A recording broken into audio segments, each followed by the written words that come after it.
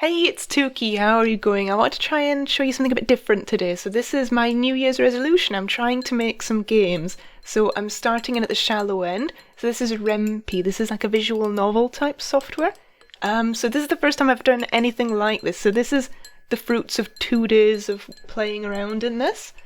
So this is what I've got so far. So this is Chook and Sosig. These are going to be our super duper heroes.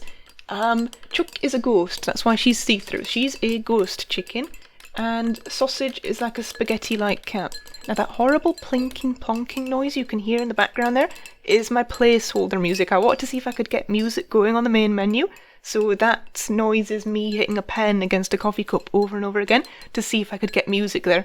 And look at that, I got music going, so that was something good. On the left-hand side there at the moment, I was trying to get adventurous. I'm trying to put a new menu in. So it starts off with this default menu with just text here. So that's what's still working at the moment because I haven't managed to set how to get this going. So that's my sketch. That's kind of how I'd want it to look. Yeah, that's still a work in progress, is that? So hopefully next time I show this, hopefully I've got that going. Because I want to try and put this together fairly quickly. I've given myself about 2 weeks to do this. Because I think if you work it for too long on something like this when it's your first time, it's very easy to get discouraged and maybe put it down. So if I've given myself 2 weeks, I've got to try and get it done. That's the idea. So if I haven't got something done in 2 weeks' time, yell at me.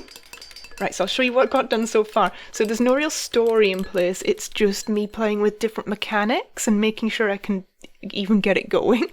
So this is a fabulous pie I found on Google Images that I put arms and legs on.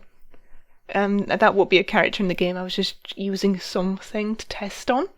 So I thought a nice piece of pie would be perfect. It's got narrator voice down there because that's the narrator speaking. But I want to try and get the narrator's voice to be centered because I think that would look a lot nicer than it being off to the left, because it makes sense when the characters are talking for it to be shoved to the left. But I really want the narrator's voice to be centered, so that's like a minor thing I want to try and work on. Oh, and then I start moving the character around the screen just to see what I can get up to. And changing expressions on them too. And then killing the pie. And this is Chook. So this is one of the characters I think I'll be using. Chook is a ghost. And then I tried to figure out how to go from one scene to the next. So I've changed backgrounds. And I've also got 3 animated items all in the same screen. And I was so happy when I got this going. This took a little while to get going, did this one. Right, so you can pick between the 3 that are on the screen. And it remembers the choice you've made and will reference back to it later. So this is me trying to figure out how I could put different routes in place. Or something that would trigger something. So a choice that would trigger something later down the line even. So I just use these maybe as placeholders for that idea. So we'll pick the blue one. There we go. And whichever one you pick, she'll make a different comment on it. Right. And then after they've gone onto that comment, all routes then converge onto this one. So I've got 3 different choices, but all 3 choices then lead back to this, because I wanted to make sure I could do that. Like, get 3 choices, then put them back on one path again. And she dances for you, regardless of whether you tell her not to. Well, you didn't tell her not to, you just thought, no. But you can't say that to her. And then she makes a comment, on which lantern you've picked. So that was me then making sure that that I could make it remember the trigger, so that I can have a different ending. So even if something was triggered earlier down the line and she comments on it and they went onto different paths, they could go back onto the same path and then split off again. It's probably such a simple thing, but I was so happy when I'd managed to figure out how to do it. And that's me cheering myself on. There we go. So that's what I've got so far in this file, but in the other file I was working on, I've got some other things I was playing with because I didn't want to do it all in this one in case I break it even more, because I'm already breaking it quite a bit. Right, so this is my other little workbench area here. So this is where I'm going to be trying to figure out how to get that menu going, because I think if I try and do it in the other one, I'm just going to break absolutely everything. So I'm going to figure it out in here. Right, so I'll show you what I've got going.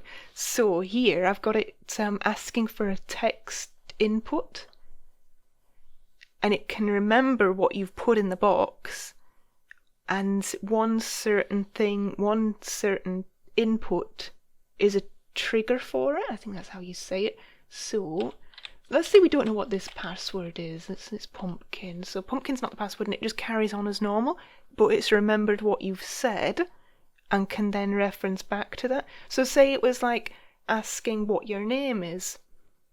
It could then remember what your name was and then constantly call you by that name. But say we don't like someone called, let's say Steve. We don't like Steve. So let's say you put Steve into that box, like, oh, what's your name, Steve? We're like, oh yeah, Steve. And then secretly, like, in the corner, it's like marking you down for like the worst ending possible, like something like that. Like I'm finding sneaky ways of changing the story without someone maybe being aware that they're affecting it. So other triggers I was looking at, I think you can have it be affected by odd inputs. I was trying to find strange little inputs that the player might not be aware of. Right, so this is my image map I've got going here. So this could be used as, for example, what I've got here is just a world map, but I could also have a scene with maybe items in it or different characters, and we could click on those, and those could be a trigger or a location to move to or talking to someone. I'm having fun with this. Right, so at the moment I've just got it set up so that it remarks on the different houses, but that could be used to go to different scenes. Or it could be used to pick an item up, so it could be like, oh, you're picking a key up. It's like, oh, you've got the key now.